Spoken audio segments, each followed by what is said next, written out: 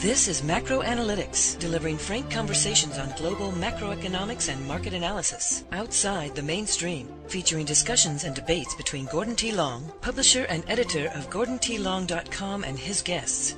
The content of this discussion is strictly the opinion of the participants. It is in no way a solicitation for business, nor is it to be considered investment advice of any sort. Always consult a registered investment advisor before making any investment decision. These discussions are extremely hard-hitting and terribly frank, and parental discretion is advised. Now, on to the show. Good morning. I'm Gord Long with GordonTLong.com. As part of our ongoing series on financial repression, I have Dr. Mark Thornton joining us this morning. Dr. Thornton is a senior fellow at the Mises Institute in Auburn, Alabama. Welcome, Mark. Good morning, Gordon. It's a pleasure to be here with you today and to be on your show. Well, it's our pleasure, and I thank you very much for the time. Mark, maybe we could begin with you giving our listeners a brief overview of your background and the Mises Institute for those who aren't familiar. Well, I'm a senior fellow here at the Mises Institute in Auburn, Alabama, home of Auburn University. I received my PhD in economics from Auburn University and teach there as well. I'm the book review editor for the Quarterly Journal of Austrian Economics. I'm a regular contributor to the Mises Daily, which is a free daily article available from Mises.org. So I encourage all your listeners to go to that website and to get informed about the Austrian School of Economics, because the Mises Institute really is the home of the Austrian School of Economics. I've written several books. Most of them are available for free PDF downloading on Mises.org.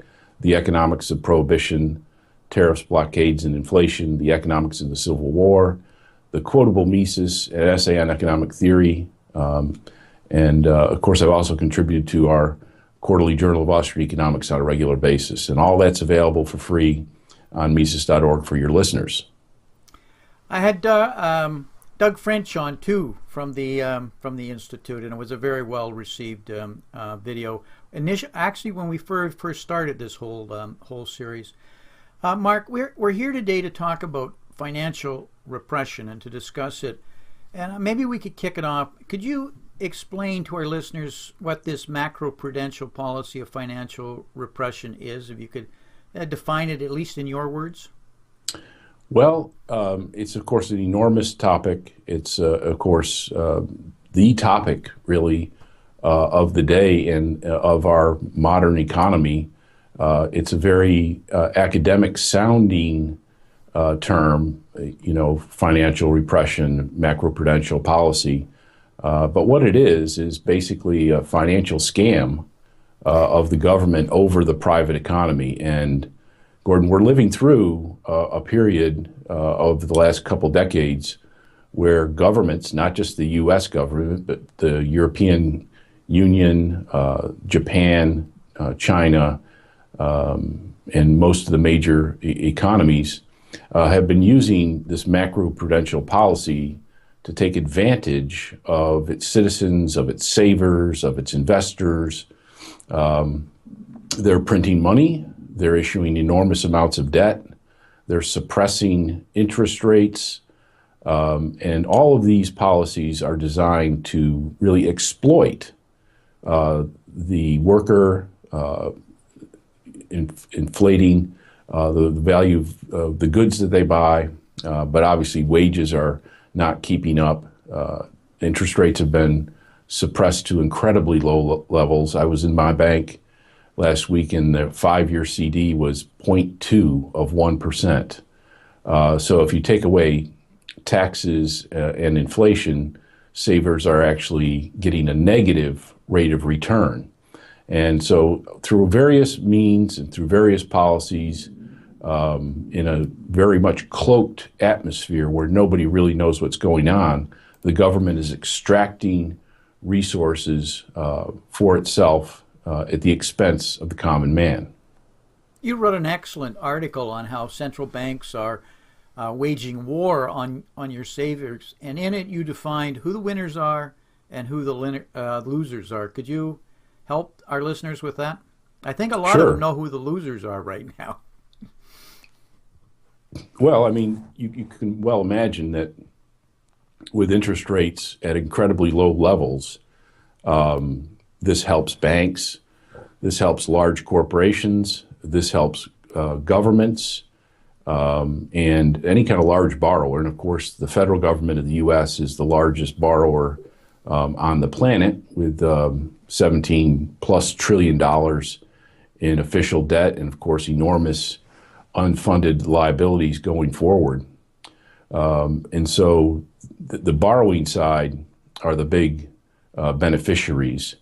The big losers are primarily savers and consumers and producers. As I mentioned earlier about savers, you're getting a very low rate of return on your savings, your CDs, your money market mutual funds. All of those are basically zeroed out. And then, of course, when you get your savings returned, they've been affected by price inflation, depreciation of the currency, and so forth. And so savers, laborers, producers, entrepreneurs are all losing in this environment of financial repression. And it shows that the economy, the worldwide economy, is suffering as a result of this. They're shackled in by policies of inflation, zero interest rates, quantitative easings, heavy regulations in the major industries of healthcare and banking and that sort of thing. And so it's an enormous problem. It's not the typical inflationary policies of the past. This is an enormous issue in the modern context because the numbers are just so enormous in today's world economy. Mark, with the cornerstone of the capitalist system is savings, and savings being reinvested into productive assets that create stable growth. If we're penalizing savers to such an extent, aren't we jeopardizing longer term the capitalist system? Or at Absolutely. least a lot of fallout from it.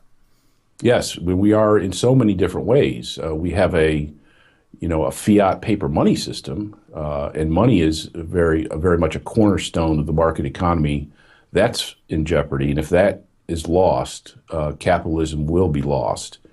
And then, as you mentioned, the whole process of economic development requires consumers to forego consumption and to provide savings in the resources, the real resources, not just government printing things up type of policies, but actual real resources being conserved and saved today so that entrepreneurs can put those resources to work building our future.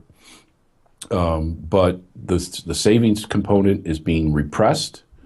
Entrepreneurs are being very much discouraged by current taxes, regulations, and then the threat of higher inflation and higher regulations and, of course, higher taxation in the future. And so what you see in the U.S. economy is very much a reluctance on the part of entrepreneurs to do this investing into the future.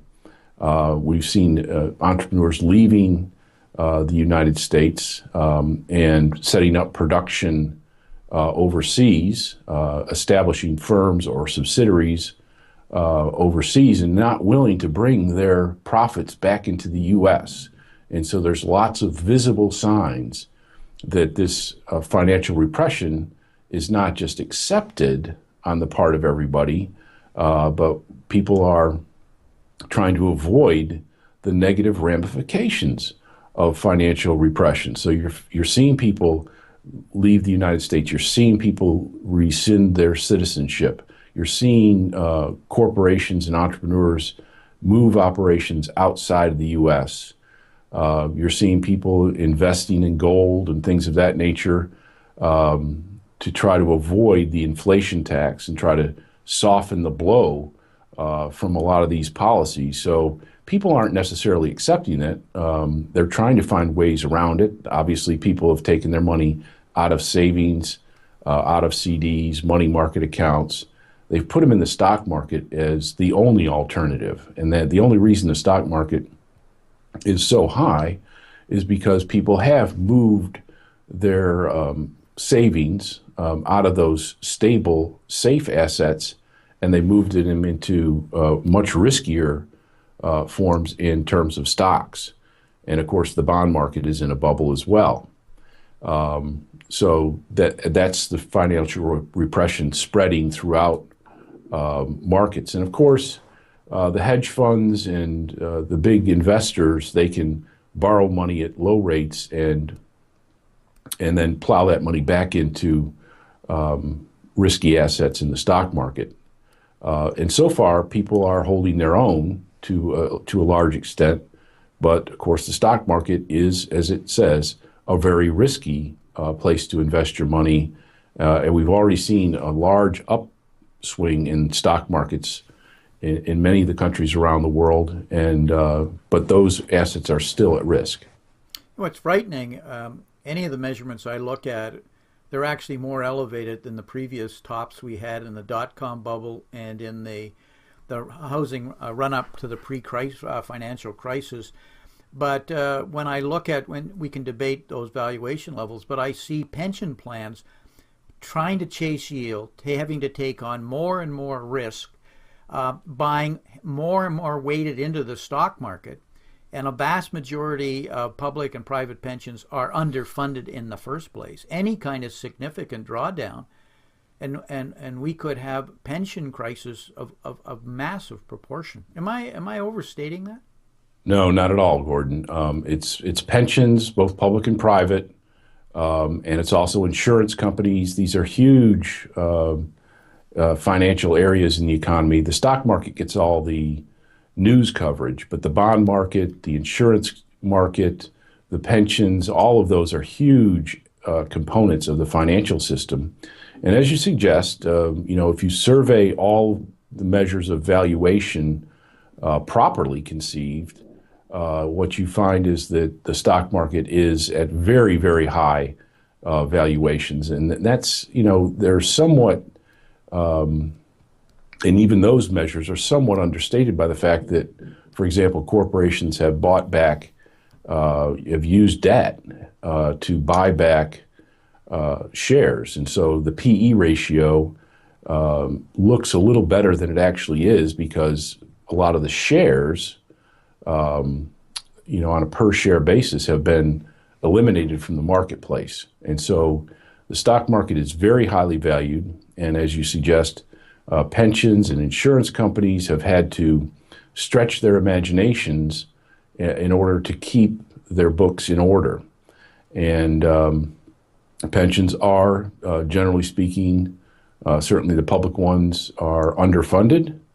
And so any losses that would occur today in their portfolios would put them in a severe state. And, the contributions, for example, of state employee unions, typically if there are losses, then taxpayer contributions have to be increased. Okay, so that's the last thing you want to do is increase taxes in a time when the stock market is coming down. And of course, the measures of the economy, generally they're typically flawed, but they're all registering, several of them are registering negative results, not meeting expectations and things of that nature. So the financial repression seems to have gotten to the point where it's really starting to bring the U.S. economy into negative territory. And of course, we're not the only ones. The Japanese, who have really gone bananas on all these policies, they're falling into negative territory in Europe as well. So a lot of the major economies are either falling into negative territory or are falling below expectations. Even China is not meeting its expectations.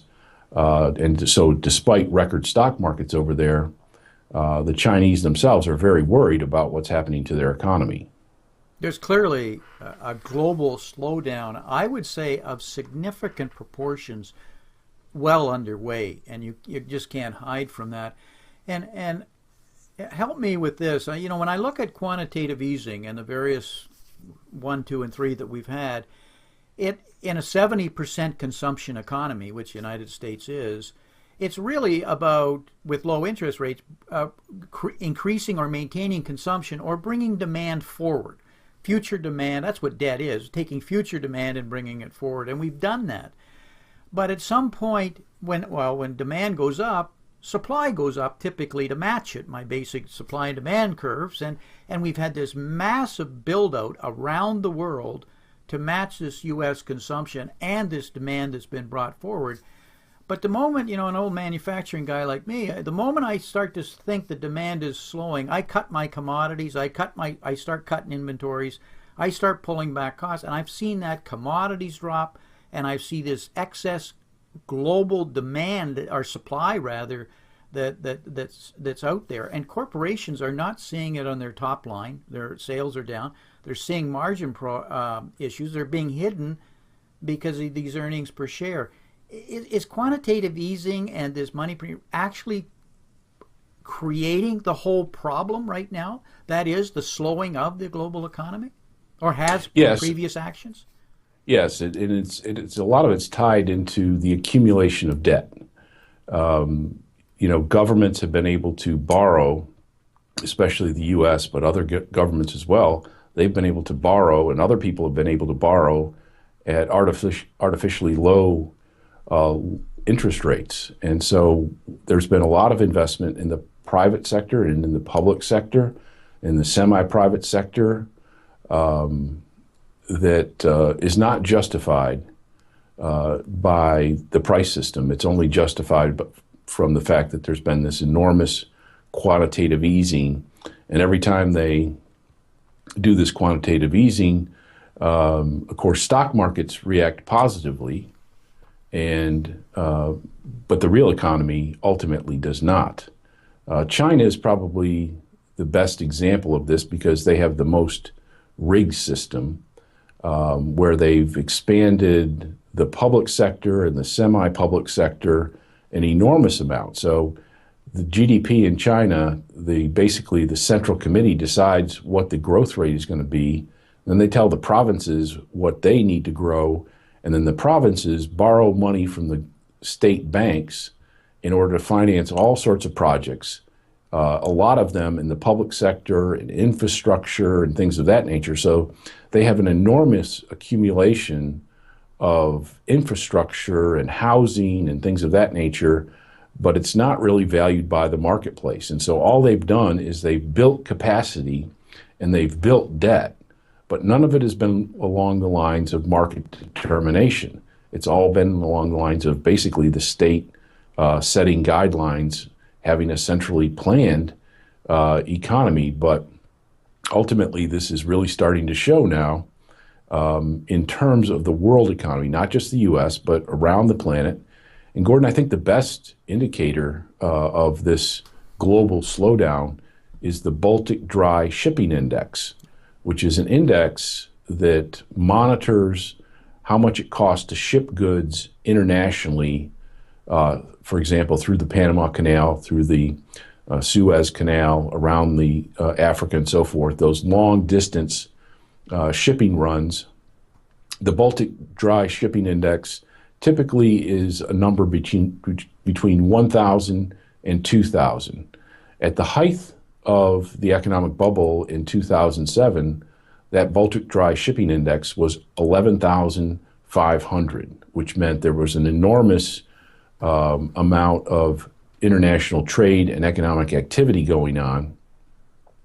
Now, in 2015, the Baltic Dry Shipping Index has been down into the 500 level, at a level that it's never been down that low in its history. So that indicates to me that economic productivity and trade are greatly diminished. There's less economic activity and there's less global trade, which is, typically a sign of economic stagnation rather than a sign of economic strength. So that's one of the things I keep my eye on to measure the temperature of the world economy is the Baltic Dry Shipping Index. and also, of course, the price of oil. You know, we've have so many distortions from the things we're talking about that we now have lack of price discovery, we have mispricing of risk, we have degrees of malinvestment of this alignment of supply and demand. And, you know, I don't think we've outlawed the business cycle where we occasionally have a recession. And we've, you know, typically every 5-6 years or sooner you have one. And we've been in this recovery for 6 years now, if we can call it a recovery. And we're seeing all the indications that could often lead to a recession. I'm not saying that's the case, but with interest rates at zero, what bullets does the federal banks have to offset a normal falling business cycle? Ever mind one that could be potentially a global in scope. Oh, I agree. And you know, the fact that the Fed has not been willing to increase the federal funds rate, right now I think it's at 1.4 of 1%. And their big deal is to raise it to maybe something over 0.25 of 1%. And yet they're backing down despite the fact that they've made all of their targets here in the U.S. Now they're complaining about a lack of growth in Europe and a lack of growth in Japan. It seems as if it's going to require worldwide economic perfection before the Fed is going to be willing to raise interest rates. And I know why they're afraid, because they realize that the real economy is not healthy in any respect. The labor market is not healthy. The real estate market is not healthy. The financial industry is not healthy. So much of our economy is really on fragile grounds. And it's not just us. It's a global phenomenon. And, you know, they can't outlaw recessions. They could return to more quantitative easing. They could hold interest rates at zero. But you're right, they don't have much more to offer. And a recession is knocking at our door as we speak here this morning, Gordon. I believe that too. In the U.S., you know, economic growth in the first quarter was non-existent or probably negative, and things have not gotten any better since then in terms of final goods sales, intermediate goods sales, inventory wholesales, imports, exports. Wherever you look around the economy, the numbers are not good. Now, there is a way out of this. I mean, if you want to turn to the Austrian prescription... I was going to ask you about that. What are the solutions here? Well, it's just the old-fashioned approach to things is that the Federal Reserve needs to get out of the interest rate market and allow markets to work there. The federal government has to balance its budget in terms of cutting back spending tremendously, and to signal to market participants that they're not going to have their taxes raised, and that the central government is going to do something about the national debt and the unfunded liabilities. I mean, those are all hard policies to enact for politicians, but if they do, I mean, if they just did them and said, this is how we're going to address these problems going forward, you would immediately stabilize the economy and encourage people that, you know, to invest. And of course, we're going to have to go through an enormous deflation in the economy, which means asset prices, real estate prices, land prices, all of those are going to have to collapse.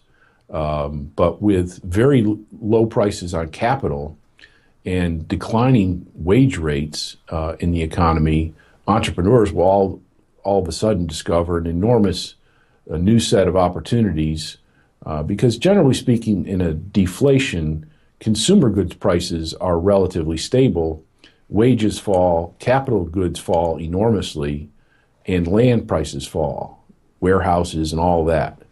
And so entrepreneurs are going to be able to come in and swoop in there and put labor and capital and land together in new formulas to deliver new products to consumers or the existing products at a much lower price. And so it's all about deregulation, balancing your budget, allowing markets to work, and that's painful because it means unemployment, it means lower wage rates, it means falling home prices. It means falling stock prices and all the rest. So the people who have benefited from this financial repression, the top 1%, the bankers and the hedge fund owners and managers, they're going to lose enormously. But for the common man, it's going to be painful, obviously, but ultimately we will be in a better place in a very short period of time, I think, if we enact that set of policies and immediately put into work policy proposals which will fix the existing problems that have been created by this group of economists and central bankers and bankers and banksters and all of the people who have benefited so much from the last couple of decades of financial repression. Is the core problem of what's caused this two things? We haven't practiced sound money, and we haven't, or rather, should be producing more than we consume, or flip a bit, we've been consuming more than we produce. And between the two, it's really manifested all of these things that we're talking about? I think that's absolutely right. Yeah, I was wondering if I'm being too simplistic. Well, actually, I would take the simplicity one step forward and say that all of our problems are really the result of unsound money. When you're on a gold standard, governments can't engage in stupid economic policies, or the economy immediately feels a bite back from the world global economy. And so when you're on a gold standard, governments have to balance their budgets. They can't engage in enormous wasteful spending. And so one of the things that clearly goes out the window is going to war and having enormous empires. You can only finance those empires and those wars with debt and with access to fiat money. So you take that away, and all of a sudden governments have to balance their budget. It really pays savers to save their money because you're going to get a real return. And so the gold standard or sound money actually helps solve the problem of excessive unbacked debt in the economy on the part of both governments as well as individuals and corporations. And it really encourages them in the right direction, which is saving and investing in productivity for the future. And that's how we all get ahead. So sound money prevents government from causing all these problems, and it encourages, it's a natural encouragement to the types of things that we all benefit from in going forward into the future. Yeah, it's the only mechanism that really creates a level of discipline, of fiscal discipline within a democratic system. Otherwise, Margaret Thatcher used to say socialism is about spending other people's money till you go broke. But in a democracy, we have people voting often for something that they think is going to be somebody else's money that's going to give them the benefits, and politicians who are not accountable giving away money they don't have to give away. And I may be overstating it, but when there's no fence to control it and call it sound money and fiscal discipline, it just leads to bad things over a protracted period of time, which you then fix with unsound monetary policies and fiscal policies and public policies. It would seem to me, you're a professional in this area, but just as a layman, it seems pretty obvious what the problems are. But I don't. Why are they not being addressed? Well, that's a great question. That's why I'm here at the Mises Institute. I've spent most of my career here trying to get across that message. That's what your program is all about, is getting this message out to people who only have access to the mainstream media, and what they're giving you is what mainstream economists give them, and that's the problem. And the solution is here at the Mises Institute. It's people watching your show, getting that alternative perspective.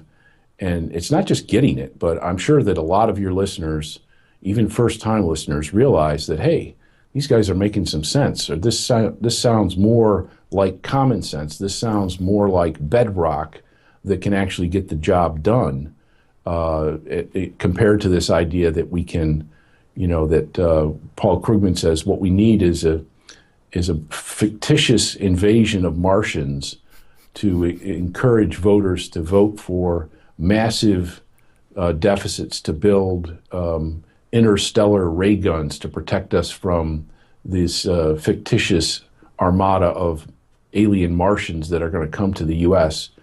So he really thinks that building something that's totally valueless is actually going to be something that's going to save the economy.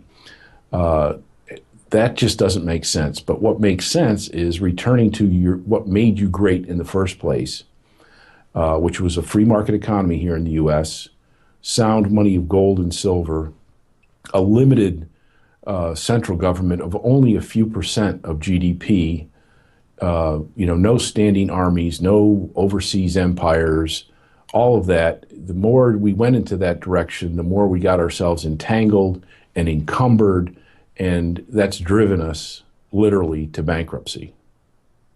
Well, Mark, we're up against our hard line. There's so much to talk about here, and I would have liked to get into a discussion of the Austrian School of Economics versus the Keynesian School of Economics, just to point out how some of this is well documented, well understood, and how it can be actually in many ways hidden from the public. Maybe not intentionally, just not enough education in this area. I know when I went to college and studied economics, I never heard of anything called the Austrian School of Economics. All I heard was basic. Well, it wasn't even called Keynesian. It was just this is what you were taught, and it's hard. It takes experience to see other schools. So I encourage our listeners to, take this a little further. The Mises Institute has tremendous information and knowledge here, but you got to invest some time. Mark, are there any key messages you'd like to leave with our listeners, and how could they learn more about your work, your writing, and the Mises Institute?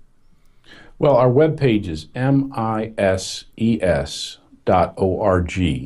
and you can sign up to get an email every day with the Mises Daily article. We have everything from audio and video, lectures. The daily article is short and sweet. We have academic journals, and we have all sorts of books online. It's really an enormous, it's the largest economic webpage in the world, and it's all free. We're open 24/7, 365. You don't have to register or anything. And we also, of course, have a Facebook page. We have a Twitter account, very popular. You can follow us at MISES. You can follow me at Dr. Mark Thornton, DrMarkThornton. And so we're out there all over the internet, and I encourage your viewers to come to the Institute and get educated in more in depth about the Austrian school and how it differs fundamentally from Keynesian economics.